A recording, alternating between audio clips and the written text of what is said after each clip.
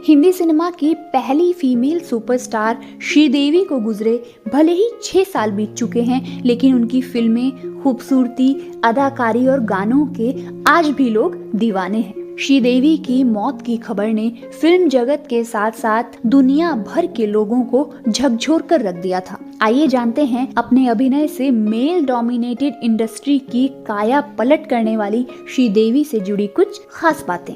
श्रीदेवी का असली नाम श्री अम्मायांगर अयप्पन था। अभिनय उनकी रगों में था। जिस उम्र में बच्चे बोलना सीखते हैं, तब श्रीदेवी अपने घर आए मेहमानों की नकल उतारकर सबका ध्यान खींच लिया करती थी। 1996 में तमिल भाषा की फिल्म कंधन करुणई बनाई जा रही थी। इस फिल्म में बाल कलाकार की जरूरत पड़ी तो प्रोडक्शन के किसी व्यक्ति ने फिल्मकारों से श्रीदेवी का जिक्र किया। जब श्रीदेवी को ये फिल्म मिली तो उनकी उम्र महज 3 साल थी।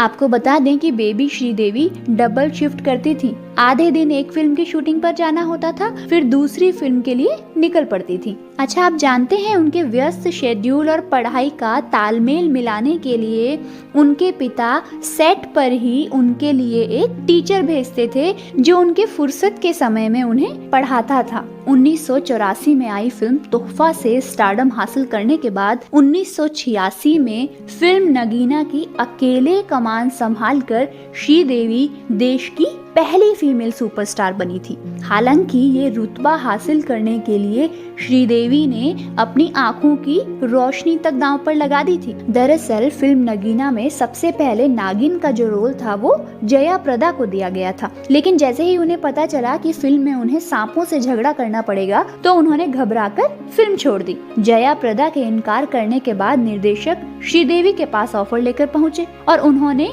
झट से पहली ही मीटिंग में इस फिल्म के लिए हामी भर दी। फिल्म में नागिन बनने के लिए श्रीदेवी को सेट पर घंटों कॉन्टेक्ट लेंसेज पहनने पड़ते थे और उस जमाने में लेंस का चलन ज्यादा होता नहीं था। ऐसे में लगातार लेंस पहने रहने से उनकी आंखों में दिक्कत होने लगी थी। जब श्रीदेवी इलाज के लिए डॉक्टर के पास गयी तो डॉक्टर ने उनसे कहा कि अगर आप ऐसे ही लेंस लगाती रही तो आपकी आँखों की रोशनी तक जा सकती है। लेकिन श्रीदेवी का फिल्मों और अभिनय के लिए समर्पण इस कदर था कि उन्होंने डॉक्टर की सलाह के बावजूद लेंस लगाकर ही फिल्म की शूटिंग पूरी की। एहतियात रखते हुए वो सेट पर अपने साथ आई ड्रॉप रखती थी और जलन होने पर उसका इस्तेमाल करती थी। फिल्म की शूटिंग खत्म होने के बाद जब श्रीदेवी की आंखों में दिक्कत आने लगी तो उन्होंने ऋषिकेश के पास स्थित नीलकंठ मंदिर में मन्नत मांगी थी। मन्नत के लिए उन्होंने वहां मुसाफिरों के लिए 3 कमरे बनवाए थे, जिन्हें आज भी श्रीदेवी की धर्मशाला नाम से जाना जाता है।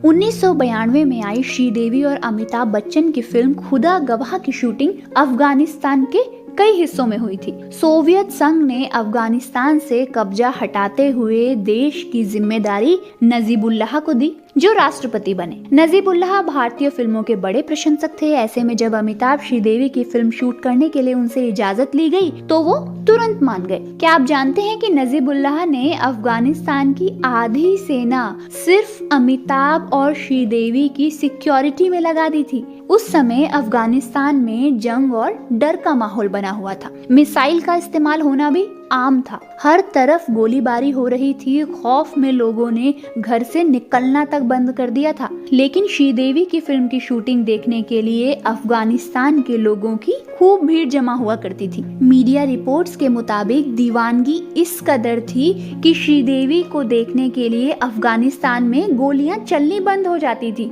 और शूटिंग खत्म होती थी तो गोलीबारी फिर शुरू हो जाती थी। यही वजह है कि अफगानिस्तान के लोग श्रीदेवी को शांति का प्रतीक मानते हैं। आपको बता दें कि जब श्रीदेवी और अमिताभ शूटिंग करके लौट रहे थे तो राष्ट्रपति नजीबुल्लाह ने दोनों को ऑर्डर ऑफ अफगानिस्तान से सम्मानित किया था। 2013 में पद्मश्री से सम्मानित हो चुकी श्रीदेवी को राजकीय सम्मान के साथ अंतिम विदाई दी गई थी। अंतिम संस्कार से पहले एक सुहागिनी की तरह उन्हें सजाया गया और उनके मुंह में सोने का टुकड़ा रखा गया। दरअसल तमिलियन परंपरा के अनुसार सुहागन की मौत पर उसके मुंह में सोने का पान या सोने का टुकड़ा रखा जाता है, जिसे तांबुल कहते हैं। बता दें कि श्रीदेवी के संस्कार में भीड़ पर काबू पाने के लिए पुलिस को लाठीचार्ज करना पड़ा था।